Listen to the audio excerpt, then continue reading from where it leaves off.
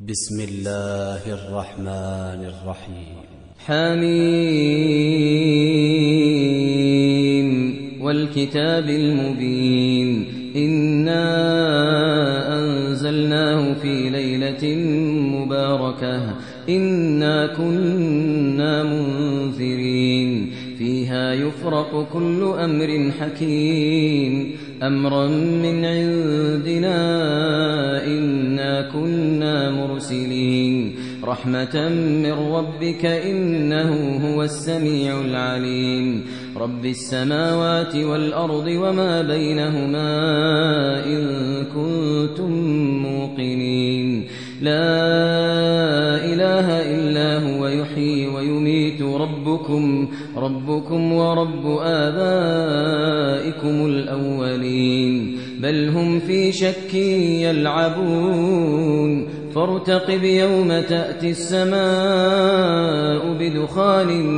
مبين يغشى الناس هذا عذاب أليم ربنا اكشف عنا العذاب إنا مؤمنون أنى لهم الذكرى وقد جاءهم رسول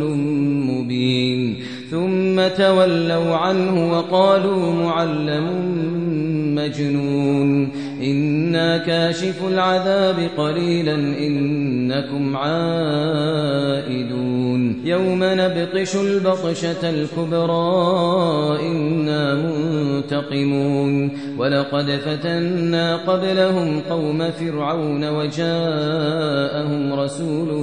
كريم أن أدوا إلي عباد الله إني لكم رسول أمين وأن لا تعلوا على الله إني آتيكم بسلطان مبين وإني عذت بربي وربكم أن ترجمون وإن لم تؤمنوا لي فاعتزلون فدعا ربه أن هؤلاء قوم مجرمون فأسر بعبادي ليلا إنكم متبعون واترك البحر رهوا إنهم جند مغرقون كم تركوا من جنات وعيون وزروع ومقام كريم ونعمة كانوا فيها فاكهين كم تركوا من جنات وعيون وزروع ومقام كريم ونعمة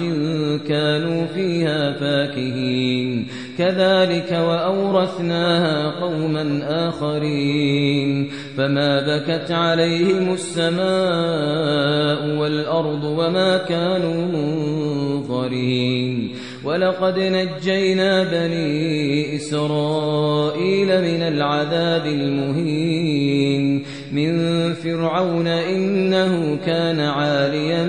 من المسرفين ولقد اخترناهم على علم على العالمين وآتيناهم من الآيات ما فيه بلاء مبين إن هؤلاء ليقولون إن هي إلا موتتنا الأولى وما نحن بمنشرين فأتوا بآبائنا إن كنتم صادقين أهم خير أم قوم تبع والذين من قبلهم أهلكناهم إنهم كانوا مجرمين وما خلقنا السماوات والأرض وما بينهما لاعبين ما خلقناهما إلا بالحق ولكن أكثرهم لا يعلمون إن يوم الفصل ميقاتهم أجمعين يوم لا يغني مولا عن مولا شيئا ولا هم ينصرون إلا من رحم الله إلا من رحم الله إنه هو العزيز الرحيم إن شجرة الزقوم طعام الأثيم كالمهل يغلي في البطون